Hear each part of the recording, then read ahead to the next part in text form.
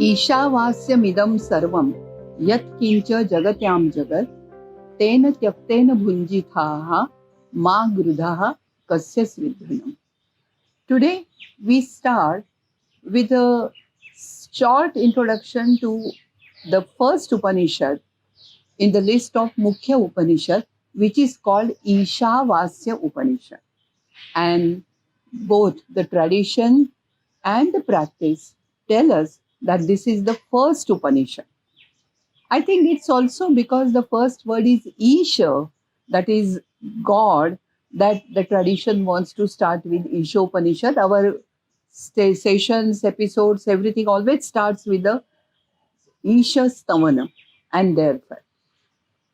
Now, Ishavasyam is the name for the simplest reason that why what I recited just now was the first mantra of Ishavasya Upanishad. And since the first word is Ishavasya, it is called Ishavasya Upanishad. So just see how a little artificial the name of the Upanishad is. Okay? This Upanishad belongs to the Shukla Yajurveda of Shukla Yajurveda, Vajasaneyi Samhita. In fact, it is the 40th adhyaya of the Samhita itself. We have seen that Samhita, Brahmana, Aranyaka, Upanishad, they go one after the other. And here in the Samhita itself, that is at the basic level, we have an Upanishad.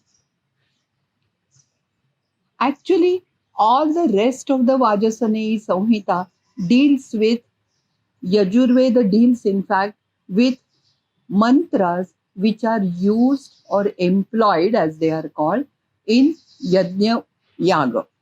But this Upanishad has nothing to do with Yajna Yaga. What is the first mantra? It tells you a lot of things, but since it is the beginning of, it is in the Samhita, it is also called Samhitopanishad. It is also called Mantropanishad because it is part of the mantras, and then it starts with Ishavasya.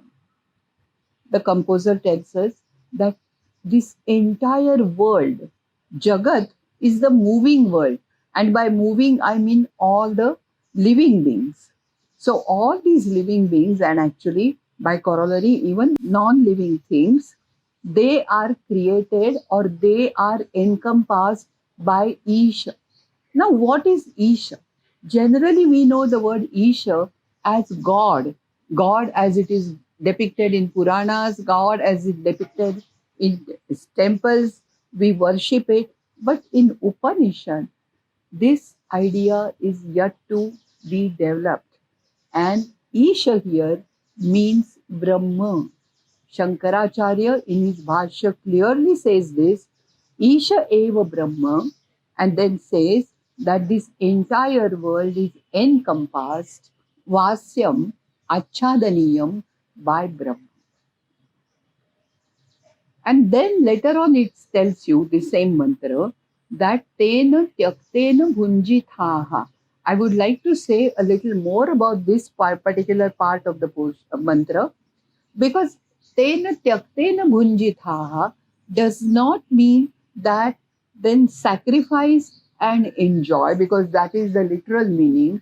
In fact, Tena Tyaktena would be, Tyakta is leave aside the phala of the karma, which is called karma phala sannyasa in Gita. So do that and then enjoy your life and do not have desire for anybody else's vitta, dhana, that is money, that is anybody's other pleasures. You go your own way. Shankaracharya also tells you that this Upanishad is mainly indicated for sannyasis because there are two things which are given in this Upanishad. One is Jnana and the other is Karma. And it is said that Jnana is for sannyasis while Karma is for ordinary people. Because for ordinary people, whether they are Gruhastha or Brahmachari or anyone, this is it is important that they do their duties, karma, according to their practice. In fact, at one stage, Shankaracharya has said something very beautiful. We would always go ahead, as in Jnaneshwari, it has been said, Bhashyakara te vata pusatu. You have to take help from the Bhashyakara. Here it is Shankaracharya. And so it says that karma jnanayoho virodhastu parvatavat akampyaha. Can you believe this? How beautifully he describes it. The virodha, the contrast between karma on one hand, which is meant for a sannyasi in grihastha, and the other dhyana, which is prescribed for the sannyasis, the contrast between them is as steady and strong as Parvata. It will never change, it will always be there. This is what Shankaracharya tells you. Later on, he also tells you that, not he, the Upanishad tells us that Asurya Namate Loka Andhena Tamasavritaha. I am going to, actually, this Upanishad consists of only 18 verses. Okay, so just imagine how short it is, but in spite of being the volume being small, the philosophy is very good. Now, what does it say? It says that Asurya Namate Loka, those lokas which people get after death, they are Asurya. Now, what is this? If you do particular karmas, you get particular lokas, right? Brahma loka or Swarga loka, Chandra loka, Aditya loka, etc. So he says, if you do the karma, you get the karmas, but which are asurya. Now it's very funny, The word is a su. Su is short, and asurya means those which belong to asura, that is the demons, which means they are not divine, they are bad, they should not be desired for. Andena tamasa vritaha, anything and everything which is bad, the Vedic Samhita, Upanishads, Brahmanas would always describe it as andhatamaha.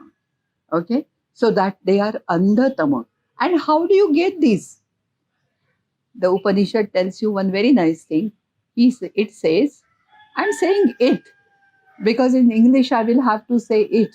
But the beauty of the Sanskrit language is such that Upanishad is a feminine word. It is a she, it's a feminine word. And Upanishad tells you that Kurvan neveha karmani jiji vishet shatam samaha. That you do your karmas and you can live for hundreds of years, and in those 100 years after that you will go to, that is after death you will go to Swargaloka, for example. But the bad part about Swargaloka is you have to come back, right? You have to come back, which means there is no moksha, there is no emancipation, and therefore do not crave for karma, because karma will only take you to the other side and you will have to take birth again. The idea of punarjanma, which depends on what kind of janma you will get, depends on your karma, and therefore Upanishad tells you that do karma without any expectation of the fruit.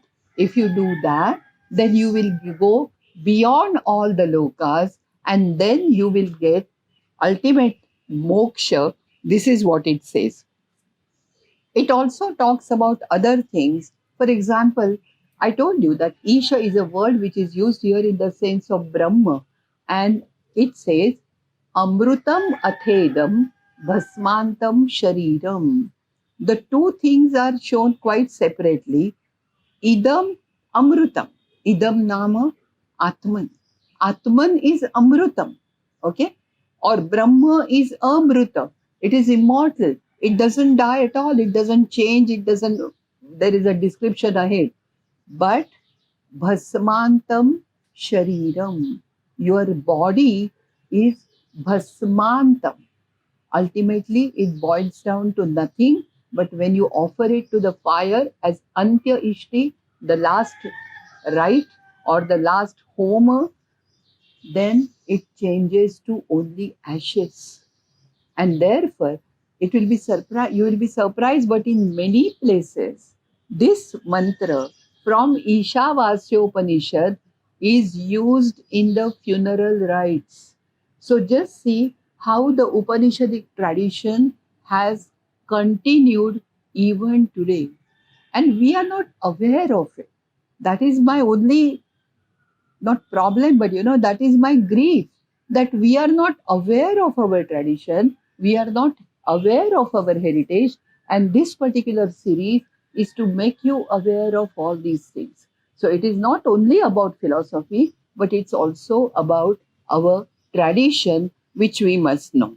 I told you about Asurya Namate Loka, but I have another, not interpretation, but I feel that if you take the word Asurya with a long su, it means these are the lokas where there is no Surya, there is no light, and therefore Andhena Tamasa Vrita becomes very clear, But of course, all over the text, all the texts rather, and even in the oral tradition of reciting the Upanishads, the word is pronounced as Asurya, and therefore you have to translate it as those belonging to the demons, and therefore not good. At the same time, in between, there are verses which tell you about Brahma. How Brahma, there is one thing which I must tell you. Every Upanishad has its own style, right? I told you there are 18 verses in Ishopanishad. And somehow you feel that there is no logical connection between the verses. They belong to the same topic of Brahmadhyana, but it doesn't follow one from the other, just as it follows in prose Upanishads, Chandogya, Katha, or even Brihadaranyaka. It doesn't follow it here. So when they talk about Brahma, they describe it in a couple of verses. That's it.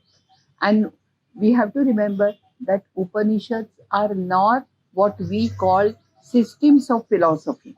They are not systems of philosophy. They are what later on came to be called as Shad Darshana. Upanishads are not Shad Darshana. Shad Darshana are logically written.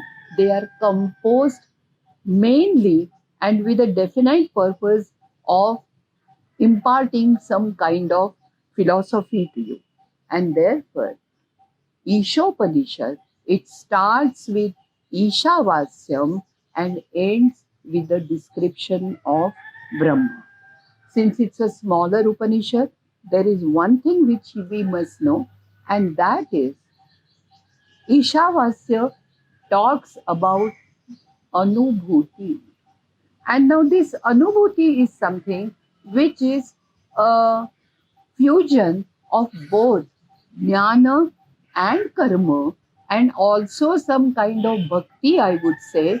And therefore, Anubhuti is something what we later on call sakshatkar. And Anubhuti is something which no guru can teach, no shishya, however good the guru must be. But Anubhuti is something which has to come from within, and therefore, Ishavasya has introduced this new concept of Anubhuti, which later on, of course, all the Upanishads carry forward. And therefore, Ishavasya's position in the whole list of Upanishads, especially since it's a part of Samhita, we know that it is one of the older Upanishads. Definitely, it was composed along with the Samhita, and so it had just introduced us to Brahma, Brahmadhyana, and Bhasmantam Shariram, which is very important. Keeping these three concepts in mind, and especially the new idea of Anubhuti, we can now move ahead to the other Upanishads.